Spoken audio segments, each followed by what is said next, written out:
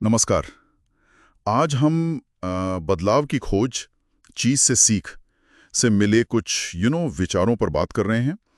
इसमें एक बड़ी सीधी सी पर थोड़ी चौंकाने वाली बात है कि हमारा जो सुविधा क्षेत्र है, कंफर्ट जोन जिसे कहते हैं, वो असल में तरक्की का सबसे बड़ा दुश्मन हो सकता है। ये सुनने में थोड़ा अजीब सा लगता है ना। बिल्कुल है तो अजीब, क्योंकि हम सब आराम ही तो चाहते हैं। और इसी बात को इसी आइडिया को समझाने के लिए स्रोत में हु मूव्ड माई चीज कहानी का जिक्र है। बहुत ही सरल कहानी है। कुछ किरदार हैं जो एक भूल भुलैया में चीज खोजते हैं। चीज मतलब पनीर। हाँ, वो चीज असल में एक प्रतीक है, सिंबल है। हमारे लिए जो भी जरूरी है, नौकरी, पैसा, खुशी, सेहत, रिश्ते, वो सब चीज है। और कहानी ये दिखाती है कि जब वो चीज अपनी जगह से हट जाता है तो क्या होता है। हाँ, और ये सिर्फ कहानी नहीं, स्रोत तो साफ कह रहा है कि ये कंफर्ट जोन सबसे बड़ा दुश्मन है। पर क्यों? आराम में ऐसी क्या क्या खराबी है कि दुश्मन बोल दिया? अच्छा सवाल है। देखिए, स्रोत इस बात पे जोर देता है कि ये जो आराम है ना, ये हमें धीरे धीरे लापरवाह बना देता है। जो बदलाव आने वाले हैं उनके लिए अंधा कर देता है। हम इतने आदी हो जाते हैं उस स्थिति के कि जब सच में चीज गायब होता है तो हम तैयार ही नहीं होते। अच्छा। कहानी में भी है ना, कुछ किरदार जैसे हेम और हॉ, वो वहीं अटके रह जाते हैं पुरानी जगह पर। वह शिकायत करते हैं क्यों? क्योंकि वो बदलाव को महसूस ही नहीं कर पाए थे टाइम पर। इसीलिए ये दुश्मन है। ये हमें एक तरह से कमजोर बना देता है। समझ गया। ये आराम जो है वो एक जाल जैसा है। हाँ। और बदलाव, स्रोत तो कहता है कि ये तो हो गई जीवन का हिस्सा है, हमेशा होता रहता है, रोक नहीं सकते इसे। एग्जैक्टली, रोक नहीं सकते। और कहानी यही सच्चाई दिखाती है। चीज कभी एक जगह पर हमेशा के लिए नहीं रहता। दुनिया बदलती है, मार्केट बदलता है, हालात बदलते हैं, और चीज भी अपनी जगह बदल लेता है।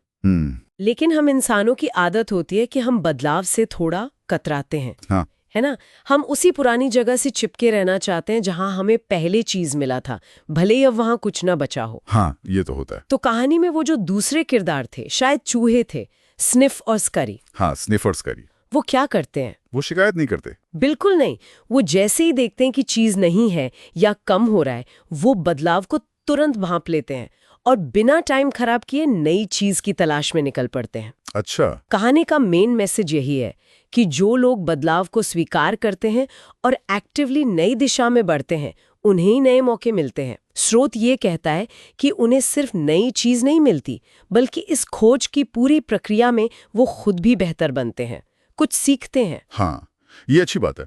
ये सिर्फ चीज पाने की बात नहीं, ये आगे बढ़ने की बात है। बिल्कुल। पर एक मिनट, क्या स्रोत ये भी बताता है कि ये आसान होता है? नई चीज खोजना, डर तो लगता होगा, अनिश्चितता होती है। हाँ, बिल्कुल। ये बहुत जरूरी पॉइंट है। कहानी का एक अहम हिस्सा किरदार हॉ की अंदरूनी लड़ाई है। हाँ। की कश्मकश। वो डरता है, बहुत हिचकिचाता है। हाँ। पुरानी जगह छोड़ने से डरता है। हम्म। लेकिन धीरे धीरे वो समझता है कि डर के साथ वहीं रुके रहना वो ज्यादा खतरनाक है। वाव। वो महसूस करता है कि अनजाने का डर शायद उतना बड़ा नहीं जितना उस जानी पहचानी मगर खाली जगह पर बैठे रहने का डर है। अच्छा। स्रोत इसी बात पर जोर देता है। डर लगना नॉर्मल है, स्वाभाविक है, पर उसे अपने ऊपर हावी मत होने दो। वही कुंजी है। तो ये तैयारी की बात है, मानसिकता की, माइंडसेट की। ये समझना कि चीज, यानी जो भी हम चाहते हैं अपनी जिंदगी में, वो स्थिर नहीं है, वो बदलेगा। बिल्कुल सही, बदलेगा ही। तो हमें भी बदलना होगा। एकदम। और तैयारी का मतलब है कि हम संकेतों को देखें, इग्नोर न करें। अगर चीज कम हो रहा है या माहौल बदल रहा है तो उसे स्वीकार करें और सोचें कि अच्छा, अब अगला कदम क्या हो सकता है। कहानी यही सिखाती है कि जो आगे बढ़ने के लिए मेंटली तैयार रहता है वो कभी पीछे नहीं रहता।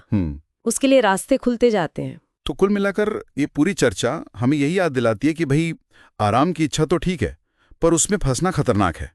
बदलावों को दुश्मन नहीं, बल्कि एक सच्चाई और शायद एक अवसर की तरह देखना जरूरी है। बिल्कुल सही कहा।